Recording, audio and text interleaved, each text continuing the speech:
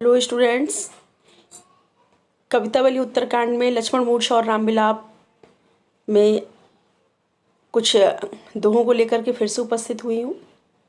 देखिए, इसके पहले के दोहे में हमने आपको बताया था कि जब हनुमान जी के आने में थोड़ा सा विलम्ब होता है तो श्री राम जो हैं वो व्याकुल होते हैं और वो साधारण मनुष्यों की भांति विलाप करने लगते हैं।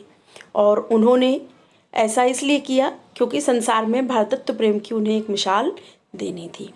इस प्रकार से वह लक्ष्मण को देख करके व्याकुल होते हैं। और उसी क्रम में अगली पंक्तियां हैं, देखिए।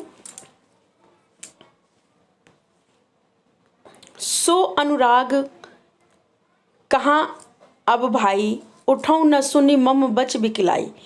यहाँ पर श्री राम विलाप करते हुए कह रहे हैं लक्ष्मण से कि सो अनुराग, मुझे इतना प्रेम करने वाले, जो मेरे लिए, जिन्होंने माता पिता को छोड़ करके वन में आ गए, वन में आकर के रहने लगे, मेरे लिए गर्मी बरसात आदि चीज़ों को भी सहा है। अब उतना प्रेम करने वाला मेरे भाई कहाँ हो? आप मेरे इन व्याकुलता भरे वचनों को सुनकर के क्यों नहीं उठते हो? कहीं तो आप एक क्षण मुझे दुखी नहीं देख सकते थे, परंतु आज मैं इतना विलाप कर रहा हूँ, मैं रो रहा हूँ और तुम आंखें भी नहीं खोल रहे हो। आगे कह रहे हैं कि जो जनते हूँ बन बंधु बिछोहु, पिता वचन मनते हूँ नहीं ओहु।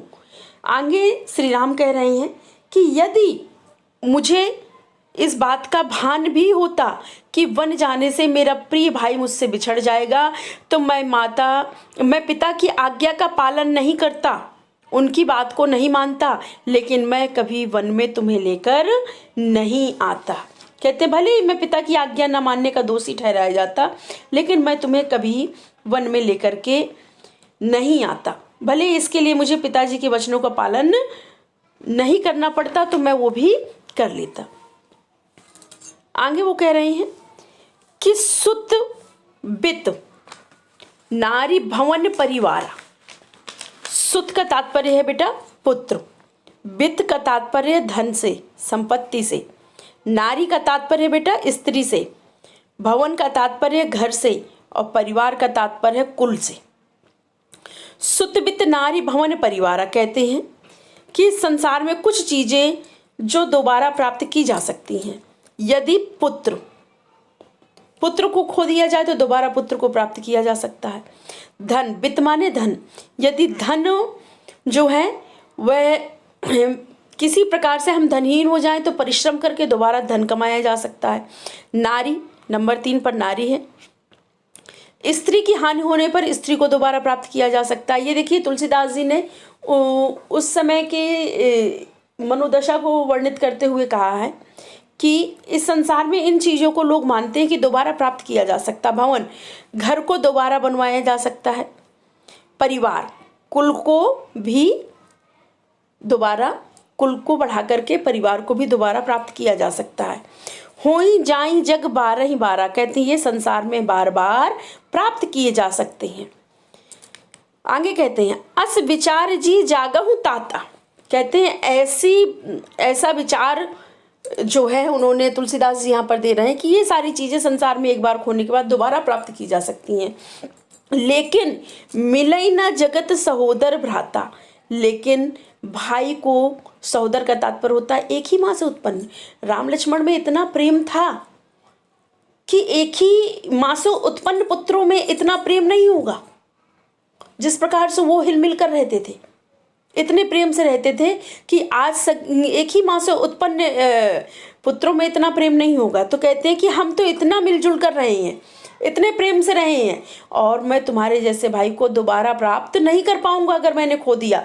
इसलिए हे भाई, अब भी समय है, तुम आंखें खोल लो, तुम चेतना में आ जाओ, क्योंकि भाई की हानि होने पर भाई को दोबारा प्राप्त नहीं किया जा सकता। भाई को भुजा माना गया है बेटा, भाई को भुजा माना गया है।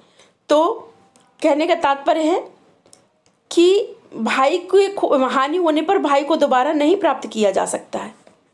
और इसलिए उन्होंने कहा है कि अपने मन में विचार कर लो और अपनी आंखों को खोल लो, जिससे कि कह रहे हैं कि जिससे हम दोनों भाइयों का मिलन हो सके। अब मुझे तुमसे तुम्हारा विछड़न बर्दाश्त नहीं होता है। ठीक है, अब आगे देखते हैं अगली लाइन को। देखिए, एक मिनट।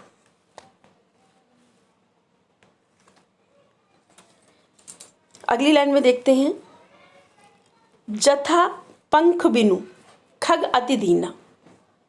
कहते हैं जिस प्रकार बिना पंख के, खग माने क्या होता है बेटा? पक्षी। जिस प्रकार बिना पंख के, जथा माने जिस तरह से या जैसे, पंख माने परों के बिना, खग माने पक्षी अत्यंत दीनहीन लाचार होता है।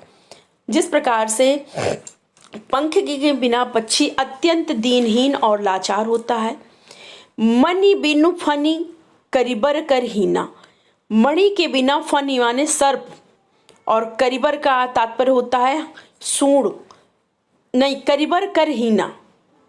करिबर का तात्पर्य हाथी या और कर माने उसकी सूंड है। कर माने हाथ भी होता है, कर माने सूंड भी होता है। सूंड के बिना हाथी दीनहीन है।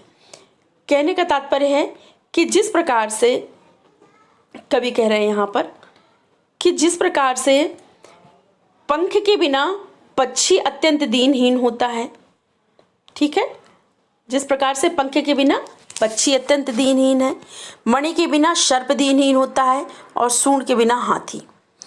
असमम जीवन बंधु बिन तोई। कहते हैं ऐसा ही मेरा जीवन है भाई तुम्हारे बिना हो जाएगा। बिन तो ही, तुम्हारे बिना मेरा जीवन भी दीनहीन की तरह हो जाएगा, और शायद मैं जीवित भी ना रह पाऊं।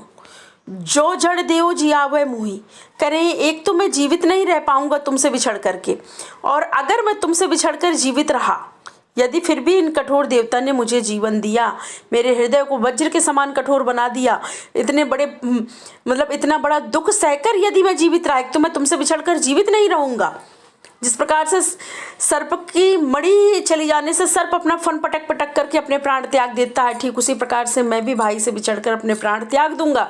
लेकिन फिर भी अगर मैं जीवित रहा, मेरा हृदय कठोर हो गया, फिर भी मैं जीवित रहा, तो जय हूँ अवध कौन मुँह लाई। तो मैं अयोध्या क्या मुँह लेकर जाऊंगा? लोग क्या कहेंगे मुझे? नारी हेतु, कि नारी के प्रेम में मैंने अपने भाई को ही गंवा दिया। मैं अयोध्या वालों से जाकर क्या कहूँगा कि नारी के प्रेम में पड़कर, एक पत्नी के स्नेह में पड़कर मैंने अपने भाई को ही गंवा दिया, खो दिया।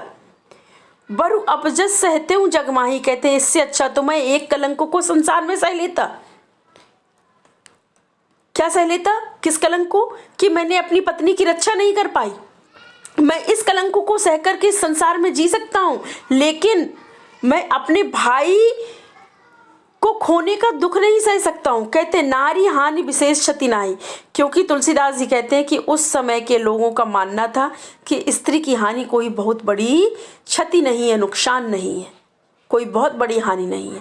तो कह रही हैं कि श्री राम कह रहे हैं कि मैं भाई से बिछड़कर नहीं रह सकता था, भाई को खोने का कलंक बर्दाश्त नहीं कर सकता था स्त्री के प्रेम में पड़ के, बल्कि मैं इस अपलोक को सह सकता था कि मैं अपनी पत्नी की रक्षा नहीं कर पाया। अब अपलोक शोक सुतोरा। कहते हैं अब तो यह कलंक भी कि मैं स्त्री की रक्षा भी नहीं कर पाया। मैंने स्त्री के मतलब स्त्री को प्राप्त करने के लिए, स्त्री के लिए मैंने ये युद्ध किया, और मैंने अपने प्यारे भाई को भी खो दिया। शोक सुतोरा, यह भी दुख मुझे हर समय मेरे हृदय को कष्ट पहुंचाएगा। सही निठुर कठोर उर्मोरा। कहते आज मेरा हृदय, उर्मा ने हृदय, आज मेरा हृदय कितना कठोर हो गया है, निष्ठुर हो गया है, जो इतने बड़े दुख को सह जाएगा। इस प्रकार से श्री राम विलाप कर रहे हैं और कह रहे हैं कि आज मेरा हृदय अत्यंत कठोर हो गया है, और आज वो मेरा हृदय इतने बड़े दुख को सह जाएगा कि मेरा भाई मुझसे बिछड़ गया। मैं इस दुख को आज सह जाऊंगा, लेकिन हे भाई, मैं कैसे जीऊंगा तुम्हारे बिना? आज मेरा हृदय कितना कठोर हो गया है। मैं अपने भाई को ही अचेतन अवस्था में देख रहा हूं, और मैं कुछ भी नहीं कर पा रहा हूं। आगे कहते हैं निज जननी के एक कुमारा तात तासु तुम प्राण अधारा।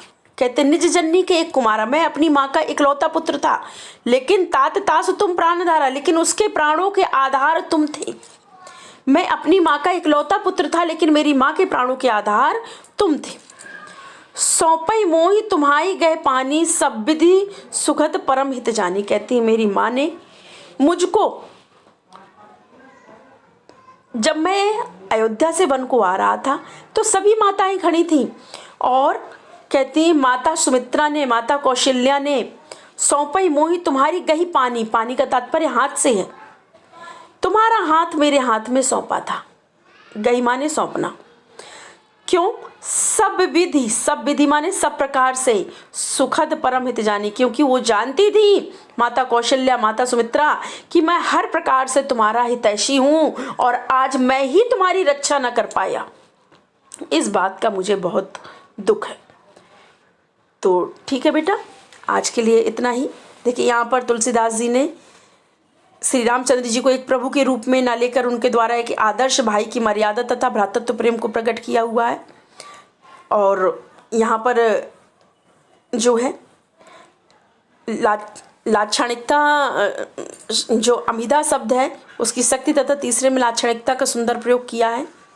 और इस प्रकार से उन्होंने भ्रातृत्व प्रेम की एक संसार में मिसाल पेश की हुई है। भाषा अवधि मिश्रित ब्रजभाषा है, प्रवाहपूर्ण साहित्यिक शैली है तथा तत्सम प्रधान शब्दावली है। तत्सम शब्दों का विशेष प्रयोग किया गया है। ठीक है, जैसे बंधु, देखिए बंधु है, इसके अलावा भी जैसे क्षति है, निठुर है, सुत है, इस तरह से देखा गया है। जननी है, यहाँ पर कई तत्सम शब्दों का भी प्रयोग किया गया है। तो इस वीडियो में इतना ही। बहुत ही जल्द इसके आगे का वीडियो लेकर हम उपस्थित होंगे। कृपया वीडियो को लाइक और चैनल को सब्सक्राइब करें। आज के लिए इतना ही। आप सभी का बहुत बहुत धन्यवाद।